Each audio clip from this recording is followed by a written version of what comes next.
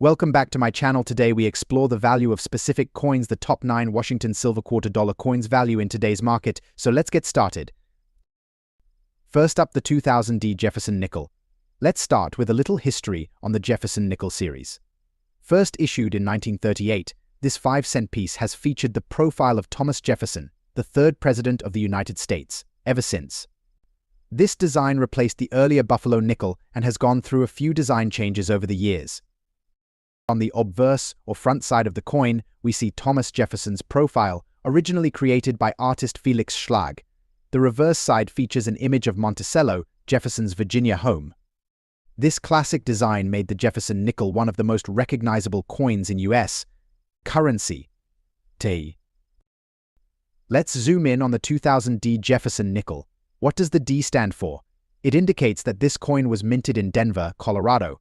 Each U.S. mint location has its own letter marking D for Denver, P for Philadelphia, S for San Francisco, and W for West Point, though West Point only produces special coins. In the year 2000, both the Denver and Philadelphia mints produced Jefferson nickels. Denver struck around 1.6 billion nickels that year, so it's not a rare coin by mintage numbers alone. But of course, there's more to a coin's value than just its rarity. The 2000D nickel, like other Jefferson nickels, has a composition of 75% copper and 25% nickel. This specific alloy combination gives the coin its characteristic silver-like color, and it's quite durable, making nickels resistant to wear and tear. If you look closely, you'll see that the obverse of the coin shows Jefferson's left profile with the words "In God We Trust" and liberty, as well as the year 2000. Flip it over and you'll find Monticello on the reverse, along with the words E Pluribus Unum and United States of America. This classic design was a staple of U.S. currency until a redesign began in 2004 to commemorate the Lewis and Clark expedition. Let's talk about value. The 2000D Jefferson nickel is common in circulation, so a well-worn example is typically worth its face value of 5 cents. However, higher-grade coins, ones that are uncirculated or with minimal scratches and no tarnish, can be worth more to collectors. Coins that are graded MS65 or higher by professional grading services, like the Professional Coin Grading Service (PCGS) or Numismatic Guarantee Corporation (NGC), are more valuable, sometimes selling for a few dollars rather than just 5 cents. Coins that have full steps on the Monticello building, meaning all 6 steps are visible with no wear, are especially desirable, as this is a rare detail that requires excellent strike quality. One exciting thing about the 2000D Jefferson nickel is the potential for errors. Errors are mistakes that occur during the minting process, like misaligned dies, double strikes, or improper planchettes. Although not every 2000D Jefferson nickel has errors, finding one with a mistake can make it much more valuable. Some of the most common errors in the Jefferson nickel series include die cracks, off-center strikes, and doubled dies. Coins with these unique flaws often fetch higher prices from collectors. So, if you come across a 2000D Jefferson nickel with something unusual, it's worth having it checked out. Now, if you're looking to add a valuable 2000D Jefferson nickel to your collection, there are a few things to keep in mind. First, look for coins in mint condition with no significant scratches, stains, or signs of wear. If you find a coin with full steps on Monticello, that's a bonus. If you own a valuable or high-grade nickel, you'll want to protect it. Use a soft, lint-free cloth and avoid touching the coin's surface. Storing coins in a plastic coin holder or a flip case will keep them safe from air exposure and scratches. The 2000D Jefferson nickel might be common, but it still has appeal for collectors. Coins in pristine condition, those with full steps, or rare errors can be surprisingly valuable. If you love history or just enjoy collecting, it's worth keeping an eye out for a quality example of this coin. You never know what you might find in your change. Next up, the 1988, and see what makes this particular year and mint special. The D mint mark on the 1988 Jefferson nickel tells us that it was minted in Denver. This nickel is part of the long-running Jefferson nickel series, which was produced continuously from 1938 through to modern times.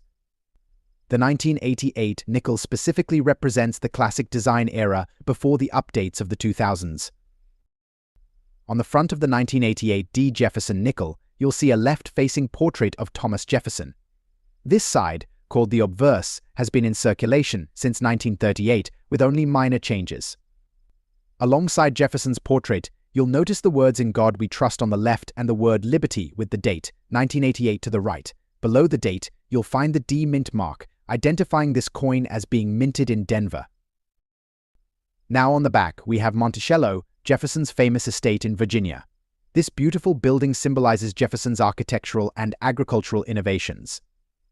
Above Monticello, it reads "E pluribus unum," a Latin phrase meaning "out of many." One beneath Monticello, you'll find the words Monticello and 5 cents, along with United States of America, along the bottom edge dot. So what is this coin made of?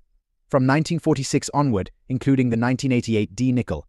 But Jefferson nickels have been made of a copper-nickel composition. It's about 75% copper and 25% nickel, which gives it that familiar, durable feel. Each nickel weighs 5 grams and measures 21.21 millimeters in diameter. This metal composition has been a part of the nickel for many years, except for a brief period during World War II when nickel was needed for the war effort. During that time, nickels were made of a silver alloy, which we now call war nickels, but by 1946, the mint returned to the copper-nickel blend we see here in the 1988 D nickel. Now, let's talk about the value. As a modern coin with high production numbers, the 1988 D Jefferson nickel is generally worth its face value of 5 cents. However, coins in exceptional condition can be worth more to collectors. For example, a high-grade mint state version, where the coin is nearly flawless and uncirculated, could fetch anywhere from 25 cents to a few dollars, depending on the condition and demand. Collectors often seek out coins in mint state, graded by services like PCGS or NGC. Graded coins can command higher prices, with those in the highest possible grade, MS67, selling for several dollars or more. Even though it's not rare, a pristine 1988 D nickel can be a fun addition to any collection. Did you know that Jefferson nickel has only had a few major design changes since 1938? The most notable was in 2004 and 2005 when the U.S. Mint celebrated the bicentennial of the Lewis and Clark expedition with a new series of designs. These coins gave collectors a unique variety and honored Jefferson's contributions to the expedition. And here's another fun fact: while the nickel doesn't contain silver, war nickels from 1942 to 1945 do. They're about 35% silver, making them a bit more valuable. Handling your coins properly is essential for preserving their value. If you have a 1988 D Jefferson nickel in pristine condition, consider storing it in a protective holder or a coin album. Avoid touching the coin's surface directly with your fingers, as oils can cause tarnishing. Storing coins in a dry, cool place away from sunlight is also a good idea. This will help preserve your coins for many years, even if you're just collecting for fun. And that's a wrap on the 1988 D Jefferson nickel. While it may not be the most valuable or rarest coin in your pocket, it carries a unique history and design that's been a part of American coinage for over 8 decades. Next up, the 1940 Jefferson nickel showcases Jefferson's Monticello home. Below Monticello, you'll see the coin's value 5 cents around the top. We have the words United States of America, and directly above Monticello is the Latin phrase "E pluribus unum," meaning "out of many." This design reflects American ideals of unity and freedom. In 1940, the U.S. Mint produced Jefferson nickels at 3 facilities: Philadelphia, Denver, and San Francisco. Coins from Philadelphia had no mint mark, while Denver coins featured a small D mark, and San Francisco coins had an S mark. This year was notable for high mintage numbers. Philadelphia alone struck over 175 million Jefferson nickels, making the coin widely available. When evaluating a 1940 Jefferson nickel, pay attention to a few important details. First, check for the sharpness of Jefferson's profile and Monticello on the reverse. Coins with well-defined details and little wear can be much more valuable to collectors. Coins in mint state or uncirculated condition are highly desirable, especially those with brilliant luster and minimal marks. One of the most exciting aspects of coin collecting is finding error coins, and the 1940 Jefferson nickel has its share. There are a few popular errors to look out for. Doubled die. Some 1940 Jefferson nickels have noticeable doubling on the text, especially on the words "Liberty" and "In God We Trust." Look closely with a magnifying glass to spot this subtle but valuable error. Off-center strike. Occasionally, these nickels were struck off-center, which means the design is shifted, sometimes missing part of the image. off-center errors are highly collectible. Full steps designation coins with an exceptionally detailed Monticello often have what collectors call full steps. This means you can see all 6 steps leading up to Monticello's entrance. Coins with full steps are rare and can be worth a premium. Now, let's talk value. How much is a 1940 Jefferson nickel worth? Well, it depends on the condition, mint mark, and whether it has any unique errors or full steps. In circulated condition, a typical 1940 Jefferson nickel might be worth only face value, around 5 to 10 cents. However, in uncirculated condition or with full steps, they can be worth significantly more. Coins graded MS65 or near perfect mint state might sell for $20–50. Meanwhile, coins with unique errors like a doubled die or off-center strike can fetch hundreds of dollars. The nickel's composition of 75% copper and 25% nickel had to change during World War II. By 1942, nickel was a critical war material, so the mint began using a silver alloy for nickels until 1945. That's why 1940 and early 1941 Jefferson nickels still have the original composition, making them a unique link to the pre-war era. Proper storage is key to preserving the value of your 1940 Jefferson nickel. Always keep coins in a dry, stable environment and avoid handling them with bare hands to prevent oils and dirt from damaging the surface. Consider storing them in a coin album or a coin capsule to keep them in the best condition. Next up, the 1962 Jefferson nickel. This coin was produced at 2 major mints, the Philadelphia Mint and the Denver Mint. The Philadelphia coins don't have a mint mark, while the Denver coins are marked with a small D on the reverse, to the right of Monticello. In the early 1960s, coin collecting was gaining popularity. Coins from the early 1930s to the 1950s were highly sought after, and people began paying more attention to the Jefferson nickel series. While the 1962 Jefferson nickel may not be as rare as the 1950D, it still holds its place as a beloved classic among collectors. Let's go over some details for the collectors out there. The 1962 Jefferson nickel is composed of 75% copper and 25% nickel, with a weight of about 5 grams and a diameter of 21.2 mm. Its reeded edge and durable composition make it perfect for everyday use, which is why so many of these coins still survive in circulation today. In terms of mintage, the Philadelphia Mint produced around 97 million Jefferson nickels in 1962. While the Denver Mint struck about 280 million. That's a large number, so it's easy to see why these coins are relatively common. However, there are some variations and conditions that can make certain coins more valuable. Condition is key. For a typical circulated 1962 Jefferson nickel, the value is usually around face value to a few cents above. But if you find a coin in uncirculated or mint state condition, especially one with a brilliant or proof-like shine, it can be worth much more. 1962 also saw the release of proof Jefferson nickels. These coins were struck with specially prepared dies and polished blanks to give them a mirror-like surface, which makes them stand out. Proof coins from 1962 were produced in relatively low numbers compared to regular mint coins, making them desirable among collectors. A high-grade proof 1962 Jefferson nickel can fetch a premium, sometimes up to $20 or more, depending on its condition. Here's a rough guide for the value of a 1962 Jefferson nickel based on condition. A circulated coin is worth 5 to 10 cents, but if you have a mint state coin, or one graded MS65 or higher, you're looking at values from $5 to $30. Proofs in high condition can reach even higher values.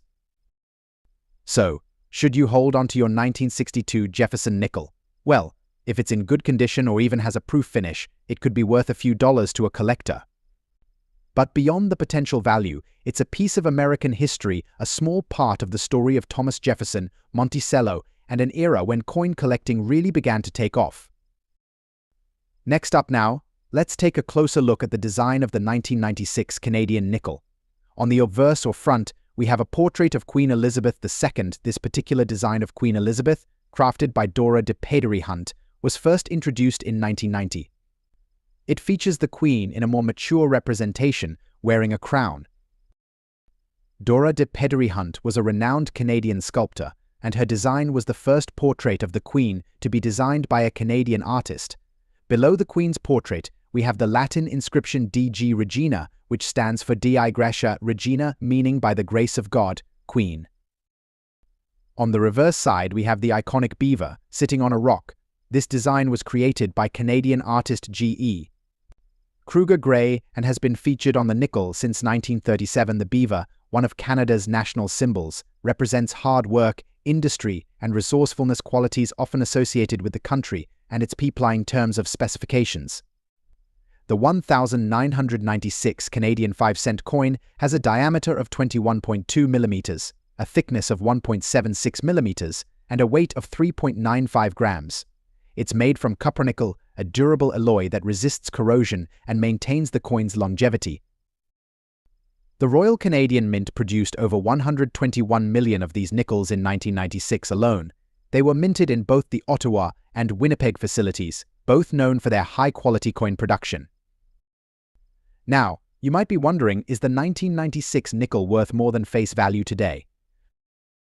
Well, in most cases, the 1996 nickel doesn't carry high value for collectors. Since so many were minted, they are fairly common, and the standard versions are still worth just 5 cents. However, if you have a coin in mint condition or uncirculated condition, meaning it has no wear or scratches, it might be worth a bit more. A 1996 nickel in pristine condition can be valued at around 25 to 50 cents among collectors, though these values fluctuate with market demand. But there's something else to look for with the 1996 nickel errors. Sometimes, coins have minting errors that can make them especially valuable. While no major minting errors are common for this year, always be on the lookout for any unusual markings or misalignments, as they could increase the coin's worth to collectors. If you come across a 1996 nickel with a significant minting flaw, it could be worth several dollars or more depending on the rarity and demand among collectors. Before we wrap up, here are a few fun facts about the Canadian nickel. Did you know that during World War II, Canada produced victory nickels to support the Allied effort? These nickels featured a V for victory and a Morse code message around the rim: read win, when we win, we work willingly. It's a great example of how coins can reflect a nation's history and culture. So, there you have it, the full story of the 1996 Canadian 5-cent coin. From its historical roots to its design and collectability, the Canadian nickel continues to be a fascinating part of Canadian heritage. Next up, the 1973 Jefferson nickel. On the obverse side, we have a profile portrait of Thomas Jefferson, facing left. Above Jefferson's portrait, you'll see the word Liberty and the year 1973 in front of him. On the reverse side of the coin, there's a depiction of Monticello, Jefferson's iconic Virginia home. The inscription above reads E pluribus unum, and underneath Monticello, you'll find the words Monticello and 5 cents at the bottom. The coin reads United States of America. The design emphasizes Jefferson's legacy, both as a president and an architect. Now, what makes the 1973 Jefferson nickel interesting for collectors? First, let's talk about mint marks. Like many U.S. coins, the 1973 nickel was minted at different locations, which you can identify by looking at the mint mark. You'll find it to the right of Jefferson's bust. In terms of production, Philadelphia and Denver minted millions of these coins, but the San Francisco Mint produced fewer because they focused on proof coins that year. So the 1973's proof nickel is a bit more valuable and desirable among collectors, especially in pristine condition. The 1973 Jefferson nickel, like other nickels made since 1946, is composed of 75% copper and 25% nickel. It weighs exactly 5 grams and has a diameter of 21.2 mm. Although it doesn't contain any silver or precious metals, its copper-nickel composition is quite durable. This coin also has a smooth edge without ridges, which is unique compared to dimes, quarters, and half dollars. One of the most common questions is, what's the value of a 1973 Jefferson nickel? For a circulated 1973 nickel in average condition, its face value is still 5 cents. However, collectors value coins that are in uncirculated or proof condition much more. In mint state, or MS grades, which range from MS60 to MS70, these coins can be worth from a few dollars to over $10, depending on the grade. Proof coins from San Francisco, which are specifically made for collectors, can be worth even more if they're in PR67 or higher condition. For rare varieties or error coins from 1973, like any unusual doubling or striking errors, the value can go up significantly. If you have a 1973 Jefferson nickel, it might be worth getting it professionally graded if you believe it's in high condition or if it looks unique. The Jefferson nickel is one of the longest-running designs in U.S. history. It was only slightly altered in 2005 with the Westward Journey series, but returned to the classic design soon after. Felix Schlag originally designed Monticello with more intricate details, but the Mint simplified it to make the production easier. The Jefferson nickel has been in circulation since 1938, which makes it over 80 years old. So coins like the 1973 nickel are part of a continuous legacy. So, if you're sorting through your change, what should you look for in a 1973 Jefferson nickel that might increase its value? Coins that have minimal wear and no scratches or blemishes are worth more. Look for clean, sharp details on Jefferson's face and Monticello. Check for the S mint mark, which indicates a proof coin from San Francisco, generally worth more than circulated versions. Look closely for any misstrikes or doubling on the date, letters, or features. Errors are rare but can significantly increase value. So, that's our deep dive into the 1973 Jefferson nickel. Whether you're a serious collector or just enjoy the history, coins like this offer a fascinating glimpse into America's past and numismatic artistry. If you have a 1973 nickel, check it out and see if it's worth holding on to. Next up now, let's look at the specific features of the 1984 Jefferson nickel. On the obverse, we see a left-facing profile of Thomas Jefferson, his stern expression symbolizing resilience and strength. The word liberty appears to the left, with the date 1984 just to the right, accompanied by the mint mark P, which stands for the Philadelphia Mint. This mint mark indicates that the coin was produced in Philadelphia. Interestingly, the Philadelphia Mint began adding mint marks to Jefferson nickels in 1980, so the 1984 P nickel was among the earlier examples to bear the P mark. Turning the coin over, we see Monticello, Jefferson's historic plantation home in Virginia. The building is beautifully depicted, showcasing its classical architecture. Above Monticello, the word Monticello is inscribed, and below it, the words 5 cents and United States of America frame the image. Just above Monticello, you'll notice the Latin phrase e pluribus unum, meaning out of many, one symbolizing unity. The Jefferson nickel has specific dimensions that distinguish it from other American coins. It weighs 5 grams and has a diameter of 21.2 millimeters. The 1984 P nickel is composed of a 75% copper and 25% nickel blend, which gives it a unique, slightly silver color compared to other copper-based coins. Now, let's talk about the value of the 1984 P Jefferson nickel. Since the Philadelphia Mint produced a substantial number of these coins, they're relatively common. However, if you have one in exceptional, mint-state condition, it may hold extra value. Coins graded MS65 or higher can be worth anywhere from $1 to $5, depending on the quality.